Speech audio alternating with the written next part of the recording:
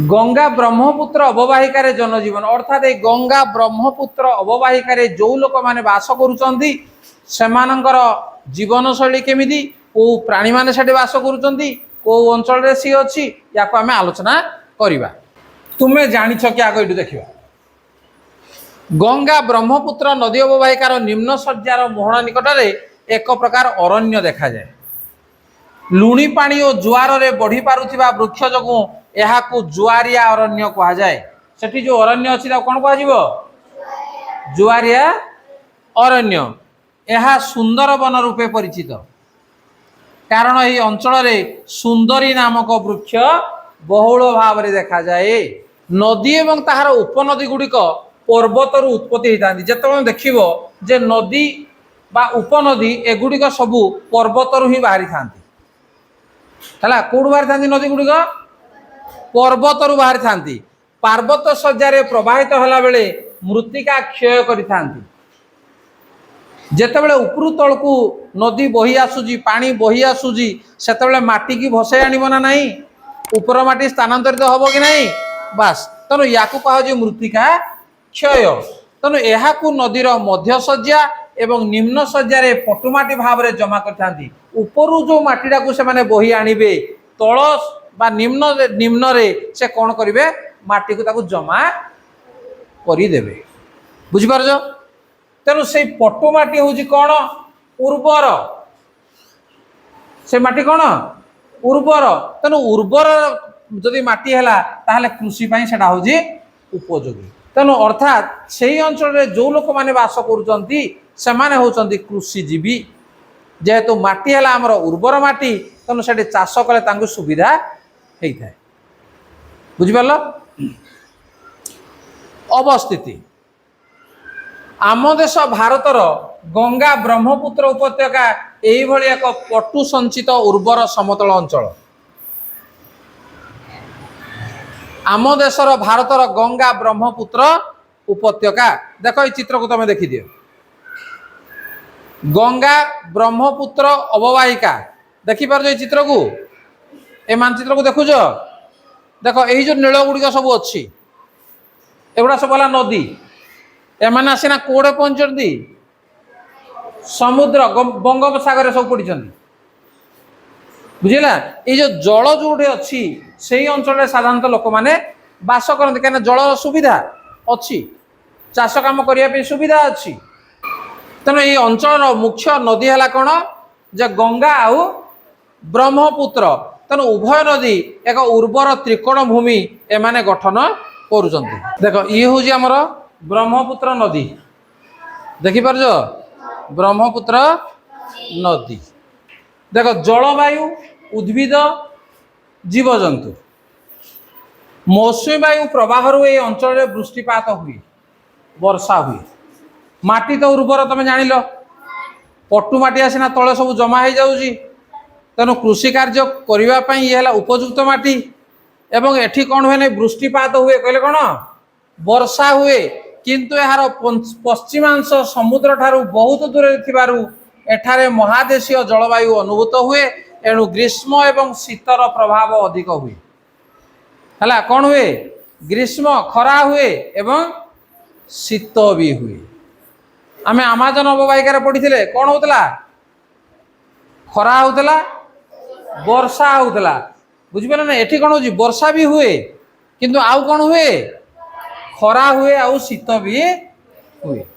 यही अंचल मृत्तिका भेदरे विभिन्न प्रकार उद्भिद देखा जाती एवं एठी जो अरण्य अच्छी या कह जाए पर्णमोची अरण्य कौन कह जाए पर्णमोची अरण्य जोड़ा इंपोर्टाट वर्ड ताको लिखि नौ पर्णमोची अरण्य। एठारे शाल पियाशाल अश्वत्थ यही भाया बड़ बड़ वृक्ष सब देखा जाए बुझा बड़ बड़ वृक्ष देखा जाए। समतल अंचल में बाउंश बण आंब तोटामाल ये सब रही ताले आम देशर उत्तरांचल सिक्किम आदि राज्यर शीतल पार्वत्यांचल सरलवर्गीय अरण्य देखा जाए एवं से सरलवर्गीय अरण्य रे कौन पाइन फिर देवदारू यही सब वृक्ष देखा जाए है। पर्णमोची अरण्य कौटे देखा जाए देखिपार पर्णमोची अरण्य देखा जाए। मु कहली पर्णमोची अरण्य कहले कौन? खरा दिने जो अरण्यर वृक्ष गुड़िक पत्र झड़ा दियंती, बुझिपार, जो अरण्यर वृक्ष गुड़िक पत्र झड़ा दियंती ताकू कहा जाए पर्णमोची अरण्य। परीक्षा पढ़ले लिखिबो, पढ़िबो परीक्षा रे पर्णमोची अरण्य क्या कहा जाए? जे जेउ अरण्यर वृक्ष गुड़िक खरा दिने पत्र झड़ा दियंती से अरण्य को पर्णमोची अरण्य कहा जाए। बुझिपार। गंगा ब्रह्मपुत्र नदीर जल रे सुसु नामक एक प्रकार डॉल्फिन देखा जाती। डॉल्फिन, सुसु नामक डॉल्फिन, बुझिपार। कल कारखाना निर्गत विषाक्त जल सहर मानकर नर्दमा जल नदी रे मिसी जल को दूषित करुथिबारु क्रमशः डॉल्फिन एवं मधुर माछ एमानकर संख्या कौन हम, बढ़िबो ना कमिबो?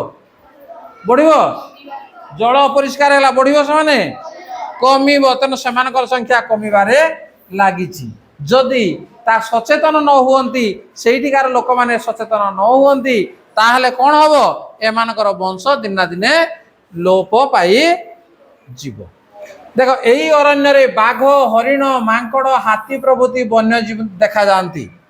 ब्रह्मपुत्र नदी उपत्यकार एक सिंगिया गंडा, गंडा देखिज? देख ये हूँ एक सिंगिया गंडा, गोटे सिंह अच्छी आगे है, एक सिंगिया गंडा देखा जाती। कोड़े? ब्रह्मपुत्र नदी उपत्यकार। बुझिपार। सुंदरबन रे महाबल बाघ एवं नदी मुहाण रे कुंभीर, यही सब प्राणी देखा जाती। कुंभीर देखिज? या तुम देखीजे? क्या आम अंचल भी ये अच्छी नहीं? यही अंचल प्रवाहित नदी मानकरे रोही, भाकुर, शेउल यही सब मधुर माछ प्रचुर परिमाण रही था। ए माछ आमड़ी भी अच्छी ना?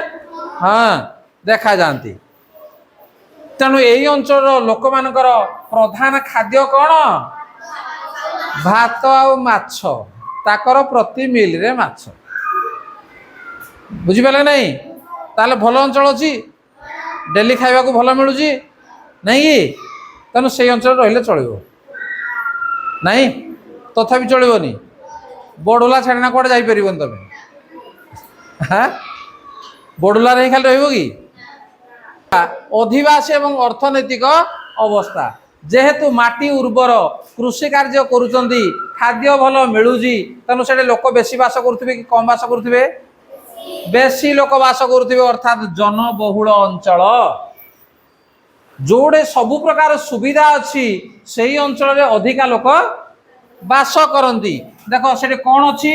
उर्वर मृत्तिका, जलर सुलभता, जल से ठीक मिलूची, स्वास्थ्यप्रद जलवायु। तेणु से अंचल अधिका लोक बास करती। बुझी? यही अंचल लोके कौन कौन चाष करती? गहम, धान, ज, आखु, मुग, बिरी ये चाष आम भी करुचे, से अंचल भी करा जाउची कि नहीं?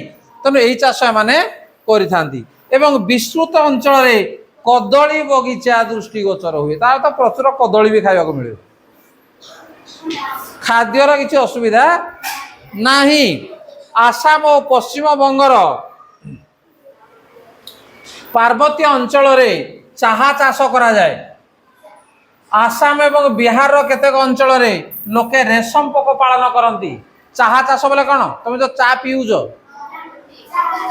चा पत्र, हाँ देखिज? चा पत्र देखिज? गछ देखिज? चा गछ हाँ देखिपर तुम्हें नहीं? बास यही अंचल यही अववाहिकार गंगा नदी कूल, गंगा नदी ना शुणिज? गंगा नदी, गंगा नदी जी कि आमर पवित्र नदी, से नदी रे गाधेले आमर सब पाप पड़े जाए। आमर विश्वास अच्छी हिंदू मानकर कि नहीं? गंगा नदी रे गाधेले कौन हम? पाप पड़े जीव। तार तो तुम पाप करिज? हाँ आ पाप तो कन पड़ेब कौन? हाँ କେରକେଣ୍ଡ ମାରିଛ ତେଣୁ ପାପ ଅଛି, ତେଣୁ ଗଙ୍ଗା ନଦୀରେ ଗାଧୋଇବାକୁ ପଡ଼ିବ ନାହିଁ। ଠିକ ଅଛି। ତେଣୁ ଗଙ୍ଗା ନଦୀ କୂଳରେ କ'ଣ କ'ଣ ଅଛି ସହର? ଆହ୍ଲାବାଦ, କାନପୁର, ବାରାଣାସୀ, ଲକ୍ଷ୍ନୌ, କଲିକତା ଏବଂ ବ୍ରହ୍ମପୁତ୍ର ନଦୀ କୂଳରେ ଅଛି ଗୁହାଟୀ। ଇଏ ହେଲା ବଡ଼ ବଡ଼ ସହର, ବଡ଼ ବଡ଼ ସହର। ବୁଝିପାରୁଛ? ଗଙ୍ଗା ନଦୀ କୂଳରେ କୋଉ କୋଉ ଅଛି? ଆହ୍ଲାବାଦ। ତା ଅର୍ଥ ସେଠି ଯୋଉ ଲୋକମାନେ ବାସ କରୁଛନ୍ତି ପାପ ଆଦୌ ହୋଇନଥିବ? ନାଇଁ, ସବୁ ତ ବୁଡ଼ି ପଡ଼ୁଥିବେ ପାପ କରିନେ। ଆଉ କେରକେଣ୍ଡ ସକାଳ ବେଳେ ମାରିଦେନା, ଉପର ବେଳେ ଦେନା ବୁଡ଼ି ପଡ଼ୁଥିବେ। ଇଏ କ'ଣ? ତେଣୁ ଇଏ ଆମର ହିନ୍ଦୁମାନଙ୍କର ବିଶ୍ୱାସ ଯେ ଇଏ ଗୋଟେ ପବିତ୍ର ନଦୀ ବୋଲି ଆମେ ଜାଣିଛେ ଗଙ୍ଗା ନଦୀ। ଦେଖ ଗଙ୍ଗା ନଦୀକି ଦେଖିବ, ଦେଖିବ ଗଙ୍ଗା ନଦୀ ଦେଖ ହେଇଛି। ଗଙ୍ଗା ନଦୀ କୂଳରେ ଇଏ ସହର ଦେଖ, ବାରାଣାସୀ ସହର। ବଡ଼ ହେଲେ ଯେତେବେଳେ ତୀର୍ଥଯାତ୍ରା କରିଯିବ ବାରାଣାସୀ ଦେଖିବ। ବୁଢ଼ା ବୁଢ଼ୀ ହେଲା ବେଳକୁ ସବୁ ଯାଉଛନ୍ତି ବାରାଣାସୀ ଦେଖି। ବୁଝିପାରିଲ? ତେଣୁ ଇଏ ଦେଖ ଏଇ ଯେ ଗଙ୍ଗା ନଦୀ, এই গঙ্গা নদী কূলের এই সহর দেখিপারুছ? কেতে লোক, কেতে ঘর, কেমিতি পুরা একদম জায়গা কুয়াড়ে টিকিয়ে তুমি পাইবনি। দেখ আধুনিক শিল্প স্থাপন দ্বারা এই সহর গুড়িকর জনসংখ্যার ঘনত্ব বৃদ্ধি পাଉଛି।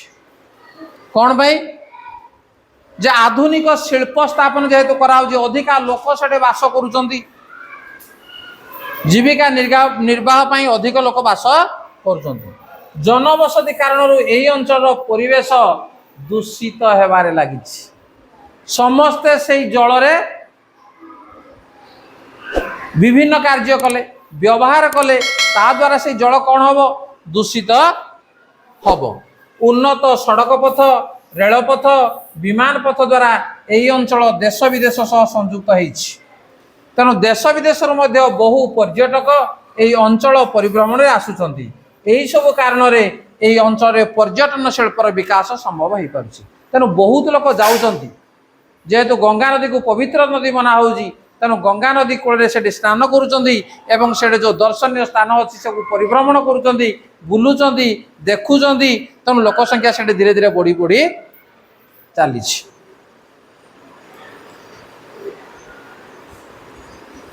বুঝিপারল? Yeah.